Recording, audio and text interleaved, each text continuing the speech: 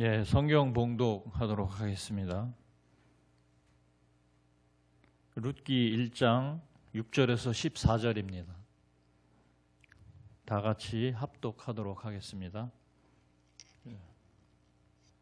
시작. 모압 지방에서 사는 동안 나오미는 주님께서 백성을 돌보셔서 고향에 풍년이 들게 하셨다는 말을 듣고 두 며느리와 함께 모압 지방을 떠날 차비를 차렸다. 나오미가 살던 곳을 떠날 때에 두 며느리도 함께 떠났다. 그들은 유대 땅으로 길을 나섰다. 길을 가다가 나오미가 두 며느리에게 말하였다. 너희는 제각기 친정으로 돌아가거라. 너희가 죽은 너희의 남편들과 나를 한결같이 사랑하여 주었으니 주님께서도 너희에게 그렇게 해주시기를 빈다. 너희가 각각 새 남편을 만나 행복한 가정을 이루도록 주님께서 돌보아 주시기를 바란다. 나오미가 작별하려고 그들에게 입을 맞추니 며느리들이 큰 소리로 울면서 말하였다. 아닙니다. 우리도 어머님과 함께 어머님의 결례에게로 돌아가겠습니다. 그러나 나오미는 말했다. 돌아가다오 내 딸들아, 어찌하여 나와 함께 가려고 하느냐. 아직 내 뱃속에 아들들이 들어 있어서 그것들이 너희 남편이라도 될 수 있다는 말이냐. 돌아가다오 내 딸들아, 제발 돌아가거라. 재혼을 하기에는 내가 너무 늙었다. 설령 나에게 어떤 희망이 있다거나 오늘 밤 내가 남편을 맞아들여 아들을 낳게 된다거나 하더라도 너희가 그것들이 클 때까지 기다릴 셈이냐. 그때까지 재혼도 하지 않고 홀로들 지내겠다는 말이냐. 아서라 내 딸들아, 너희들 처지를 생각하니 내 마음이 너무나 괴롭구나. 주님께서 손으로 나를 치신 것이 분명하다. 그들은 다시 한번 큰 소리로 울었다. 마침내 오르바는 시어머니에게로 입 맞추며 작별 인사를 드리고 떠났다. 그러나 룻은 오히려 시어머니 곁에 더 달라붙었다. 아멘. 네, 오늘 어제 잘못된 선택에 이어서 오늘은 결단의 회복이라는 말씀을 가지고 우리 목사님께서 말씀하실 때 큰 은혜 받으시기 바랍니다. 목사님 나오실 때 다시 한번 박수.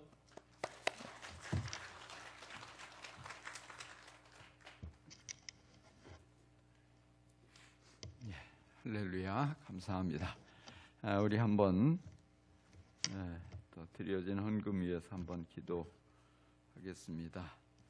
특세의 시간 주님을 찬양하며 믿음이 더욱 세워질 수 있기를 기도합니다. 특세를 통하여 하나님 앞에 모든 것이 회복되길 기대하며 오늘도 은혜 앞으로 나아갑니다. 또 회복의 은혜로 풍성케 하신 주님을 기대합니다. 올려드리는 기도 제목에 반드시 응답하실 주님께 찬양드립니다. 또 제목 없이 또 감사드렸습니다. 주님, 이렇게 사랑하는 마음으로 또 감사하는 마음으로 기대하는 마음으로 이 새벽 시간에 특별한 헌금을 주님께 올려드리는 손길들을 다 기억하여 주옵소서. 저들의 기도에 정말 기대한 것에 더 풍성하도록 채워주셔서 오직 정말 주님이 일하시는 놀라운 것을 온몸으로 경험하고 주님께 큰 영광 돌리게 하여 주옵소서. 오늘도 저희들 이렇게 새벽을 깨우고 주님 앞에 나왔는데 주님께서 크게 기뻐하심을 믿습니다. 정말 우리의 모든 기도에 응답해 주옵시고 무엇보다도 말씀을 통해서 우리 눈이 활짝 열리는 놀라운 복을 부어 주옵소서. 그래서 우리가 우리의 삶이 변화되고 또 우리의 삶 속에 주님께서 주신 복이 정말 가득히 깃들게 하여 주옵소서. 감사합니다. 예수 그리스도의 이름으로 기도합니다. 아멘.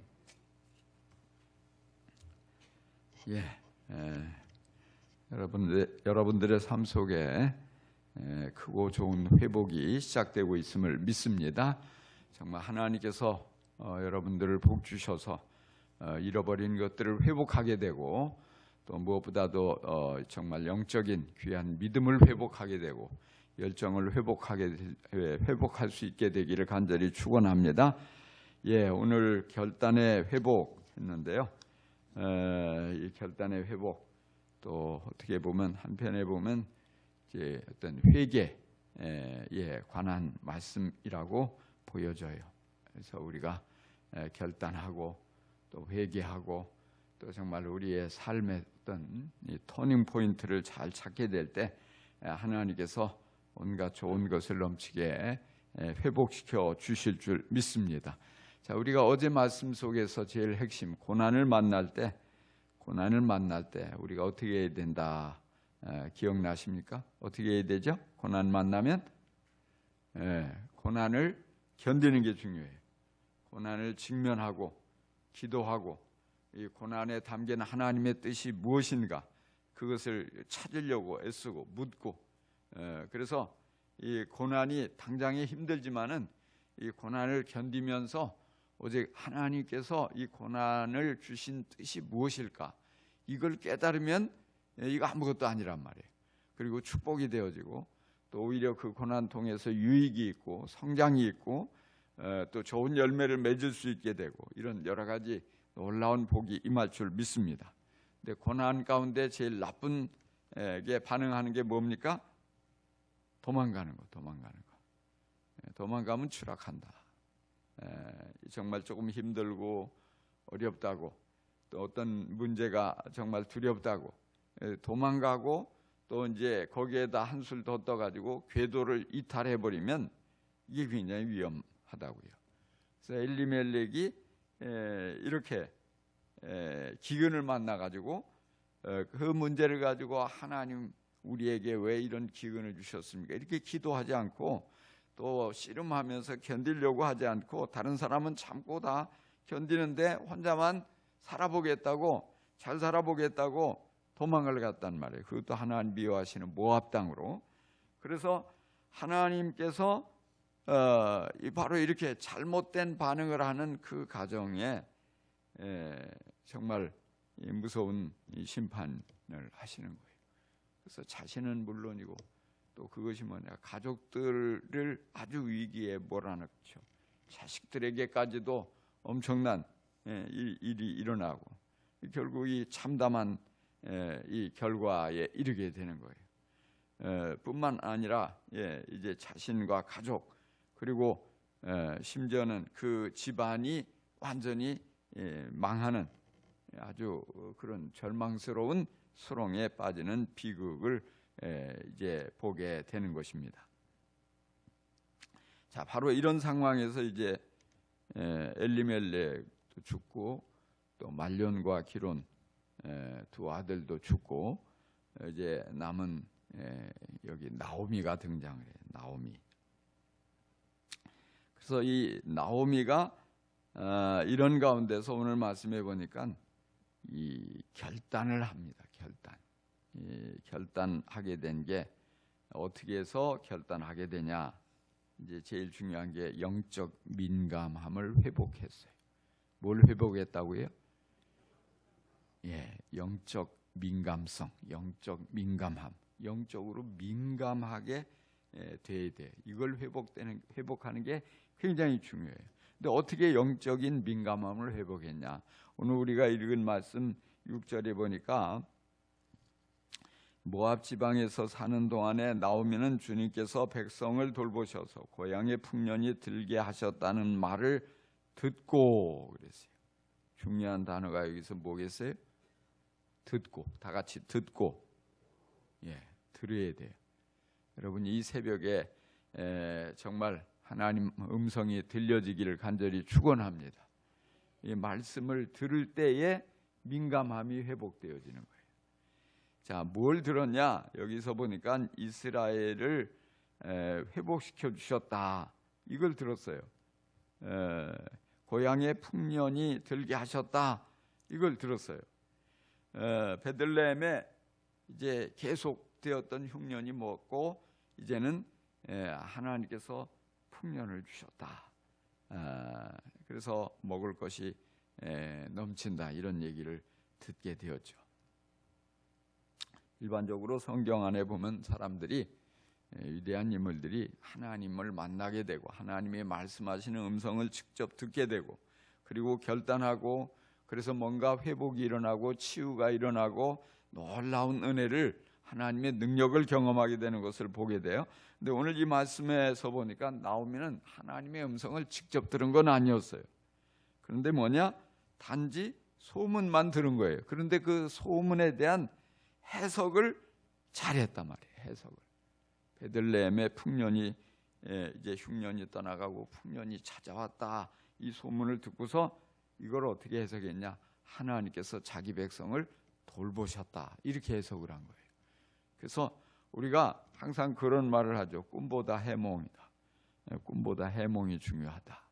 이제 이런 말을 하는데, 이걸 좀 바꿔가지고 우리는 뭐냐면, 이 주어지는 모든 현상, 문제 이런 것들을 보면서 이 해석을 잘하는 게 중요해요. 항상 문제는 뭐냐? 해석을 잘못함으로써 꼬이는 거예요. 근데 어려운 상황에서도 해석을 아주 긍정적으로 하고 믿음으로 하고 그러면 그런 문제들을 극복하는 게 어렵지 않아요.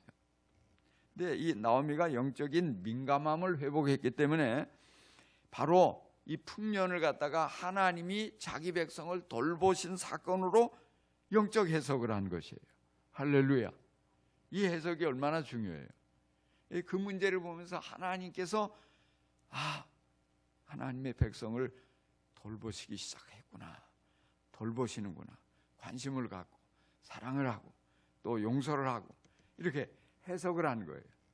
그래서 우리가 이 해석을 잘하는 사람이 될 수 있기를 간절히 축원합니다. 그래서 인생은 해석이 중요해요. 해석. 그래서 우리에게 하나님의 말씀이 들려지는 것 중요해요. 또 제가 설교를 잘하는 것도 중요합니다. 그러나 아무리 잘해도 꼭 마음이 꼬여가지고 해석을 이상하게 하는 분들이 있어요. 자기의 듣고 싶은 것만 듣고 또 뭔가 어떤 자기 마음이 꼬부러져 가지고 목사님이 나를 미워해서 저런 설교를 한다, 이렇게 해석을 하고 그러면 굉장히 어려워지는 거예요. 그러면 정말 이 기쁨도 사라지고 감사한 마음도 사라지고 열정도 사라지고 그러는 거예요. 그러니까 제가 서로 실수를 하더라도 이 해석을 여러분이 잘 하시면 복을 받습니다. 할렐루야. 예. 그래서 항상 이 중요한 게 뭐냐? 우리가 말씀을 읽으면서도 해석을 올바로 안 하면 이단에게 속는 거예요. 바른 해석을 하는 게 중요하고요. 또 무엇보다도 항상 그 안에서 은혜를 발견하는 게 중요해요. 자, 그래서 베들레헴의 흉년이 그치고 기근이 사라졌다는 소식을 들으면서 주님께서 백성을 돌보셔서 고향의 풍년이 들게 하셨다, 이렇게 해석을 하는 나오미. 이 영적 민감함이 살아나고 있는 증거예요. 그러니까 뭐냐? 축복이 임하는 거예요. 해석을 이쁘게 하니까. 반면에 우리가 이렇게 해석을 하려면 이렇게 영적인 민감함이 살아나야 되는데 반대로 민감의 반대는 둔감이에요. 둔감함의 해석을 잘 못해요. 그리고 깨닫지를 못해요. 하나님이 크게 확성기로 말씀하셔도 못 알아들어요. 삼손은 하나님이 그가 범죄함으로 인해서 불순종함으로 해서 그를 떠나셨거든요. 근데 하나님이 떠나셨는데 그걸 깨닫지 못하고 있는 거예요. 왜? 영적으로 둔감해졌기 때문에. 그러니까 이 둔감함 때문에 망하는 거예요. 결국 두 눈을 뽑히고 포로 잡혀서 묶여가지고 뭐예요? 연자방아를 돌리고 짐승처럼 그런 처지에 떨어지는 거예요. 근데 참 안타깝게도 많은 이들이 둔감해 있어요. 그래서 영적으로 민감해야 되는데 둔감하단 말이에요. 둔감해도 괜찮은 것에는 민감하고 또 둔감해서는 정말 이 안됨에도 불구하고 민감해야만 하는데도 불구하고 둔감한 모습으로 나아가는 사람들이 참 많아요. 여러분 어떤 때 민감해요? 대부분 사람들이 민감한 거, 별 민감하지 않는 게 정신 건강에도 좋고 우리 영적 건강에도 좋은 것들, 이런 것에 민감한 분들이 많아요. 이게 괜히 내 뒷담화 하는 거 아니야? 자기들끼리 웃고 얘기하는데 괜히 나 흉보는 것 같아가지고 혼자서 씩씩거리고 그냥 스트레스 받고 이런 분들이 있어요. 여러분 그럴 필요 없어요. 뒷담화 할 수도 있어요. 대통령도 얼마나 많은 욕을 해요. 그런다고 해서 건강에 지장이 있는 거 아니잖아요. 그런다고 해가지고 이 직접적으로 어떤 이 손해를 입고 그럴 것 별로 없어요. 그러니까 나에 대해서 뒷담화를 하든 욕을 하든 그냥 내버려둬. 내 안 듣는데 하는데 뭐 괜찮아. 그런 것에 일일이 막 신경을 곤두세울 필요 없어요. 근데 우리가 정말 둔감해서는 안 될 것들이 뭡니까? 하나님이 오늘 내게 뭐라고 말씀하시나? 이런 것엔 둔감하면 안 돼. 정말 하나님께서 내 기도에 지금 응답하시고 있는 거 아니야? 이런 모든 현상과 이런 걸 통해서 영적으로 깨어 있어야 되는 거예요. 하나님께서 일하시는데, 하나님께서 지금 다가오셨는데, 나만 모르고 있으면 안 되잖아요. 그러니까 하나님의 말씀을 들을 때는 민감해야 돼요.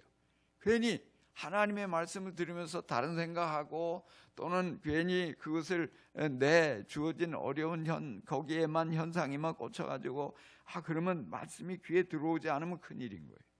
그러니까 어떤 성령님이 역사하시면은 민감해야 돼요. 그러니까 여러분 항상 정말 이 놀라운 축복을 회복하기 위해서 영적 민감함을 회복해야 할 줄 믿습니다. 그래서 항상 주님, 내가 영적으로 민감해서 정말 세미하게 말씀하셔도 알아듣게 하옵소서. 정말 성령님께서 내게 다가오시는 그 순간에 나를 복 주시려고 찾아오시는 그 순간에 내 심령이 깨어나게 해주십시오. 정말 무엇을 기도해야 될 그 타이밍에 내가 잠들지 않고 내가 이거 기도해야 되는구나, 하나님께서 이거 기도하면 금방 들어주시겠구나, 이렇게 깨어나서 그런 주님과의 관계가 더욱더 좋아질 수 있기를 간절히 축원합니다. 그 다음에 중요한 게 뭐냐, 이런 영적 민감성이 회복되었을 뿐 아니라 죄에 대한 자각이 깨어나는 거예요. 이게 회복되는 것입니다. 13절에 보면 나오미가 고백을 하는데요. 그런 얘기예요. 중간에 보면 내 딸들아, 너희들 처지를 생각하니 내 마음이 너무 무겁구나. 주님께서 손으로 나를 치신 것이 분명하다.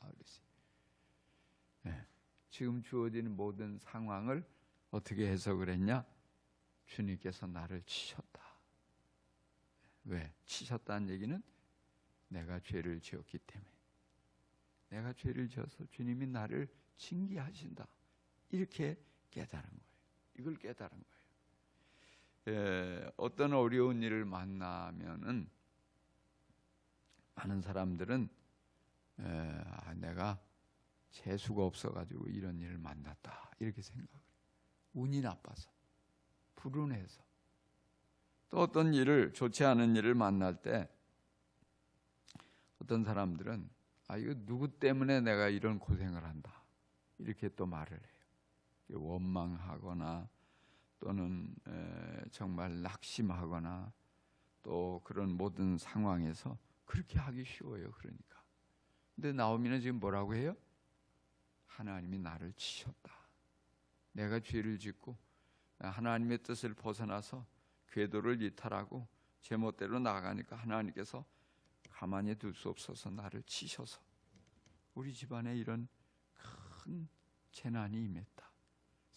엄청난 이런 일들이 반복되고 있다. 이것을 그렇게 해석을 하고 있어요.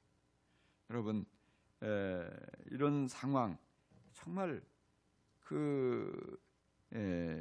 너무 힘들으니까, 어려우니까 이런 나오미와 같은 상황을 만날 때 원망하기 쉬워요. 원망하기 쉽고 또 미워하기 쉽고요. 그리고 하나님께도 불평하기 쉬워요. 왜 내게 이런 일을, 내 잘못을 돌아보기보다는 뭔가 하나님께 섭섭하고 하나님 서운하고 원망하고 그렇게 하기 쉬운데, 나오면은 그렇게 하지 않았어요. 남편을 원망한 것도 아니었고 하나님을 원망한 것도 아니었어요. 지난 자신의 삶을 돌아보면서 죄를 발견한 거예요. 이 모든 고통은 하나님의 뜻을 거스르고 도망감으로 인해서, 하나님의 금하신 땅으로 궤도를 이탈함으로 인해서 하나님이 나를 치셨다고 고백하고 있는 것입니다. 우리는 나오미처럼 모든 상황에서 죄에 대한 이 자각이 있어야 합니다. 그래야 하나님께 온전히 돌이킬 수 있어요.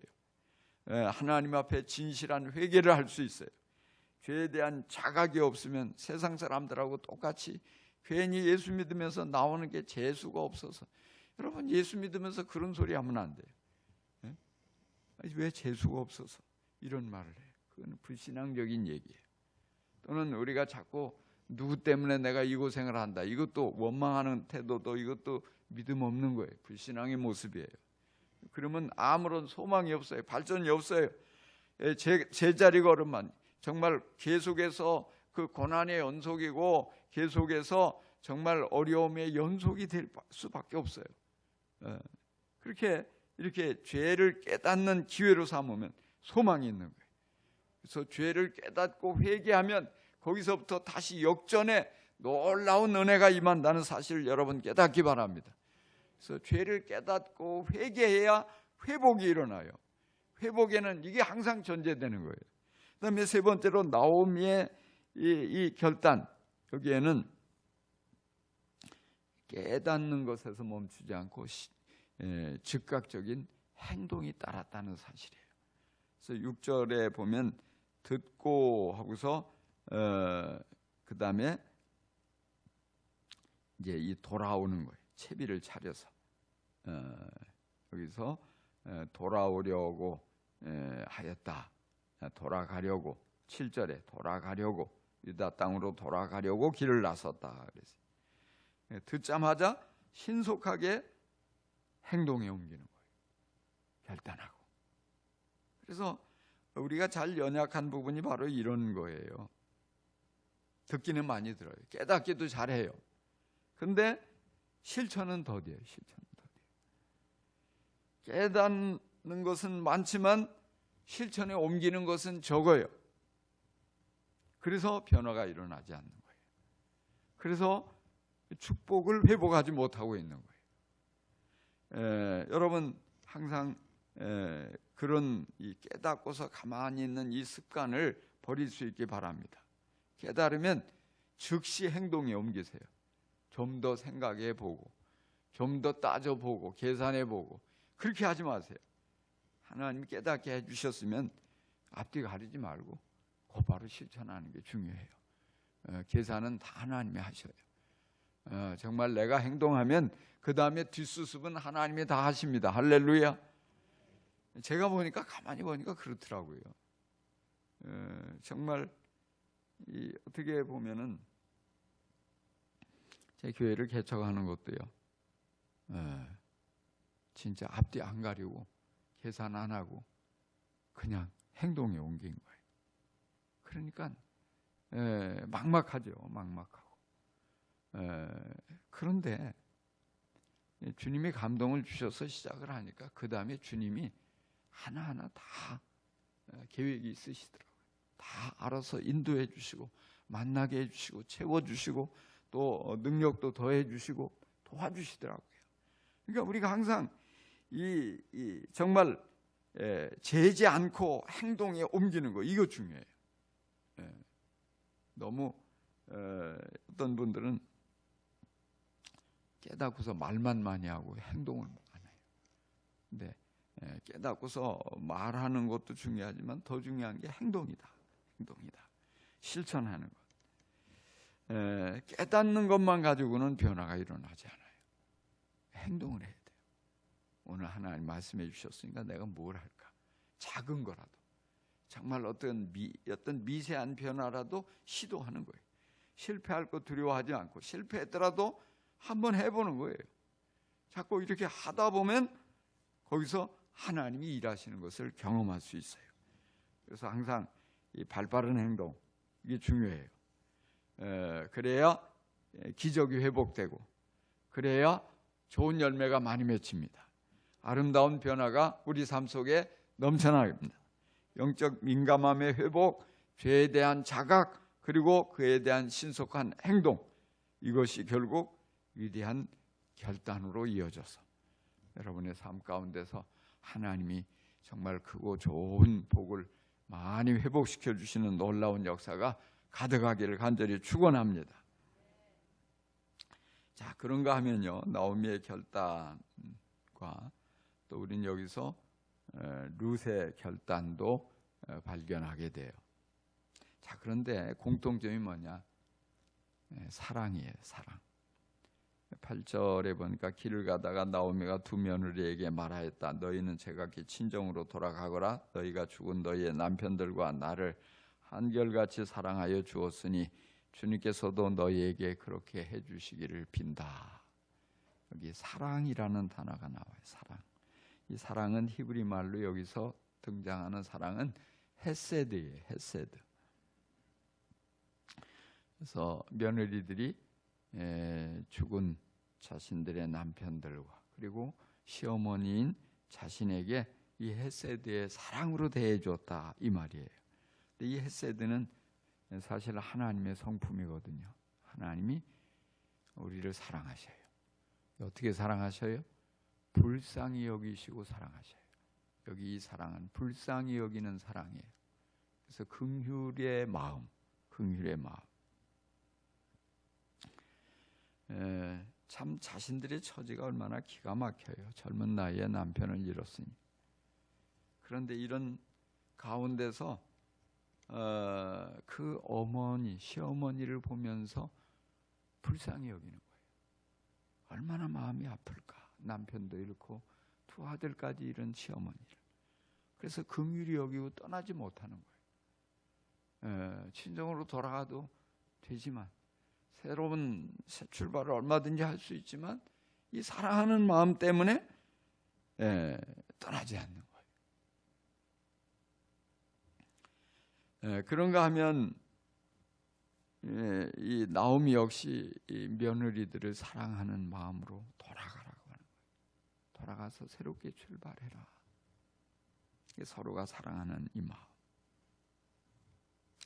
미가서 6장에 보니까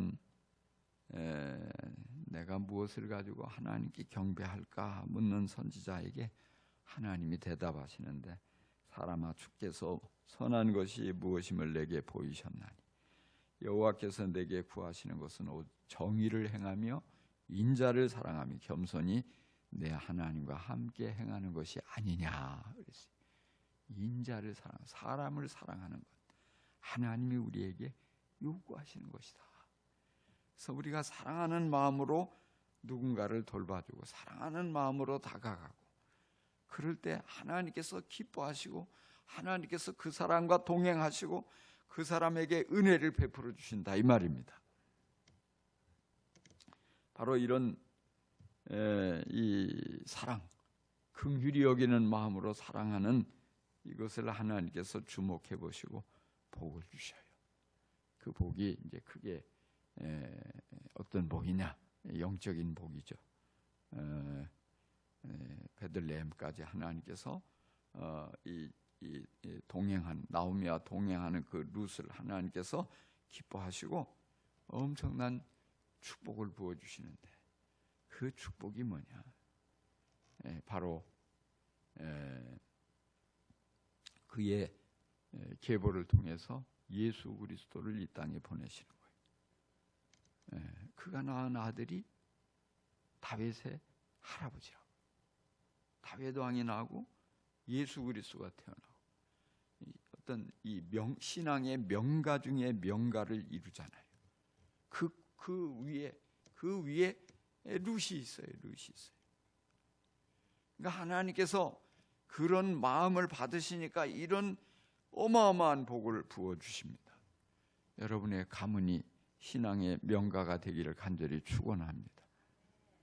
여러분이 신앙의 명문가를 이루고 싶으세요? 아멘 하신 분에게만 그러면 안 되겠죠. 자, 우리 다 같이 아멘. 예, 신앙의 명가를 이루어야 됩니다. 네, 신앙의 명문 가정을 이루려면 어떻게 해야 돼요? 사랑하는 마음을 품어야 돼요. 이 헤세드의 사랑, 하나님이 나를 사랑하시는 것을 기억하며 나도 사랑하는 마음으로 불쌍히 여기고 용서하는 거예요. 미운 구석이 많지만 그래도 하나님이 나를 불쌍히 여기시는데, 불쌍히 여기면 용서가 돼요. 불쌍히 여기는 마음으로 사랑하면 이해가 돼요. 다 도무지 이해할 수가 없다. 펄펄 뛰다가도 불쌍한 마음을 가지고 바라보면 오죽하면 그랬겠나. 이해도 되고 용서도 되고, 그리고 뭘 줘도 아깝지도 않고, 그리고 참아줄 수가 있고 견뎌줄 수가 있고, 그러면 모든 관계가 해결되잖아요. 이런 마음으로 갈 때 정말 하나님이 복을 주셔서 위대한 명문 가정을 이루는 거예요.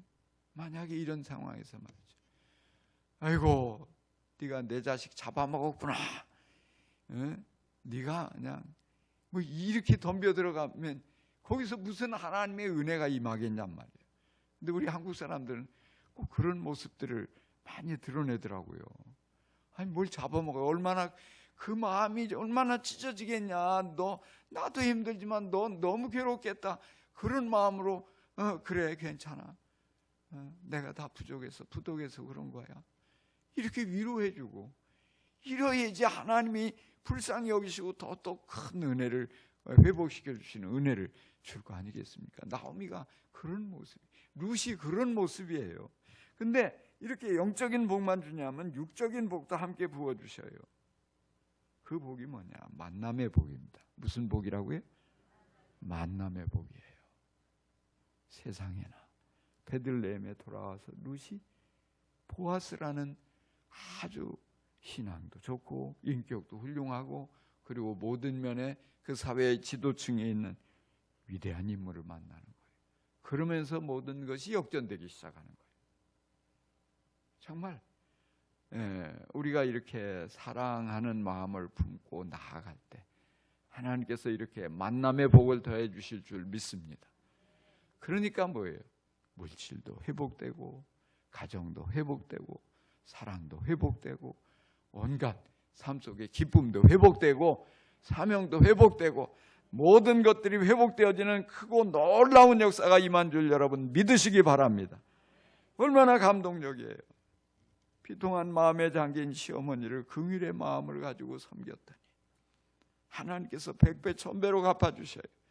정말 이 며느리의 처지들을 내 처지만 생각하며 그들을 사랑으로 위로하고 그들의 앞길을 열어주려고 애를 쓰니까 하나님께서 복을 부어주셔서 100배 1000배 복을 부어주셔서 모든 일들이 잘 풀려지고 잘 되어지는 역사가 일어나는 것입니다. 여러분, 서로를 향해서, 이웃을 향해서 늘 긍휼한 마음을 품고 선하게 대할 수 있기를 간절히 축원합니다. 오늘 우리 사회 고부간의 갈등이 얼마나 심해요. 요즘은 장서 갈등이 또 심하다죠. 사위하고 장모님하고 갈등이 심해가지고. 근데 어쨌든 간에 그래서 서로의 흠을 잡고 흉을 보고 미워하고 불만을 쏟아놓고 그럴 일들이 많이 있지만 그 모든 게 원인이 뭐냐? 우리 안에 이 사랑이 메말라서 그래요. 헤세드의 사랑을 구해야 돼요. 그래서 긍휼히 여기고 불쌍히 여기고, 그럼 꼬였던 관계도 풀려갑니다. 하나님의 복이 우리의 가정과 우리의 마음에 임합니다. 여러분, 나오미가 베들레헴으로 돌아오고자 민감성을 회복하고 죄에 대한 자각을 하고 신속한 실천을 통해서 결단한 것처럼 하나님께 돌아오는 결단을 할 수 있기 바랍니다. 나아가서 룻이 보여준 결단처럼 헤세드의 사랑, 이웃을 대한 긍휼히 여기는 그런 마음을 잘 회복할 수 있기를 간절히 축원합니다. 그래서 지금 여러분의 삶이 고통스럽고 힘들고 괴롭고 빛이 보이지 않고 정말 낙심될 수밖에 없는 이런 수렁에 빠졌다 할지라도 하나님이 여러분을 회복시켜 주시는, 순식간에 회복시켜 주시는 크고 좋은 은혜를 경험할 수 있기를 주님의 이름으로 간절히 축복합니다. 축원합니다. 할렐루야.